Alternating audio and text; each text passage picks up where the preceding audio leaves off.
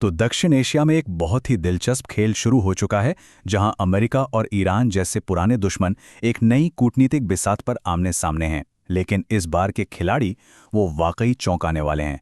आइए आज इसी उलझी हुई डिप्लोमेसी को सुलझाते हैं, जहां भूमिकाएं तेजी से बदल रही हैं और दोस्ती दुश्मनी के मायने भी। चलिए सबसे पहले भारत के साफ और सीधे रुख से बात शुरू करते हैं। विदेश मंत्री एस जयशंकर का ये बयान अपने आप में सब कुछ कह देता है। ये दिखाता है कि भारत अपनी स्ट्रेटेजिक ऑटोनोमी यानी कि रणनीतिक स्वायत्तता की नीति पर कितना मजबूत है। आसान भाषा में कहें तो भारत अपने फैसले किसी के कहने पर नहीं बल्कि सिर्फ और सिर्फ अपने हितों को देखकर लेता है। और यही वजह है कि वो ऐसे किसी भी जोखिम भरे खेल में बिचौलिया बनने से साफ बच रहा है, जिसमें उसका कोई सीधा लेना देना ही नहीं है। और यहीं से कहानी में एक जबरदस्त मोड़ आता है। देखिए, जहां भारत ने एक सोची समझी दूरी बना ली है, वहीं उसके पड़ोसी देश पाकिस्तान ने इस खाली हुई जगह को भरने के लिए एक ऐसा कदम उठाया है जिसकी किसी को उम्मीद नहीं थी।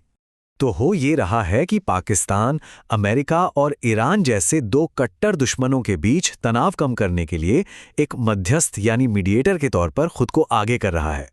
ये एक ऐसी भूमिका है जिसकी शायद ही किसी ने कल्पना की होगी।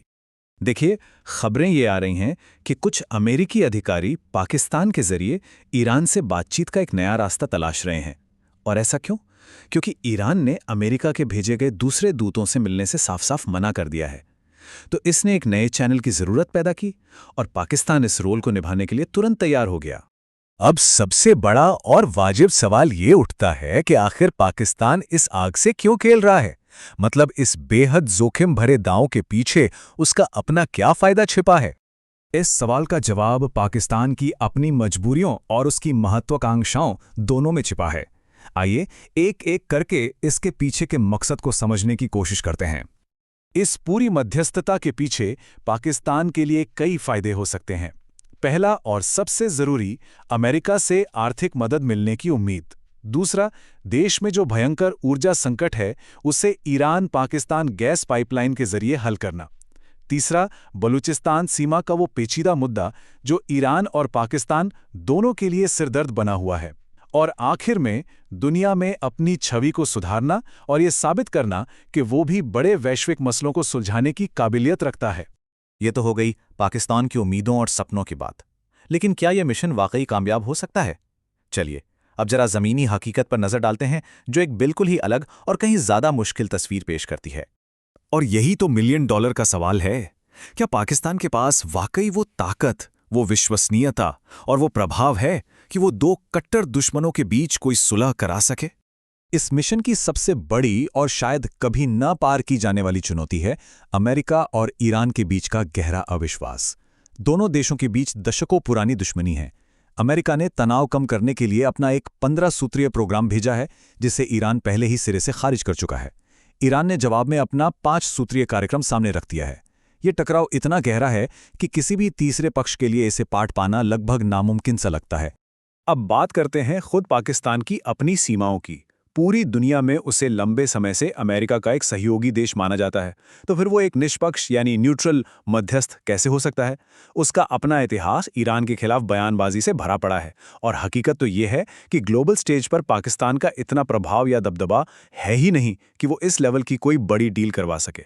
और इन सब के ऊपर सबसे बड़ा झटका तो ये है कि ईरान की तरफ से आधिकारिक तौर पर यह बयान आ चुका है कि अमेरिका के साथ कोई औपचारिक बातचीत हो ही नहीं रही है।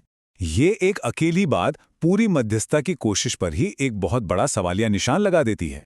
तो इन सभी तथ्यों को जब हम एक साथ रख कर देखते हैं, तो पाकिस्तान की असली भूमिका क्या नजर आती है?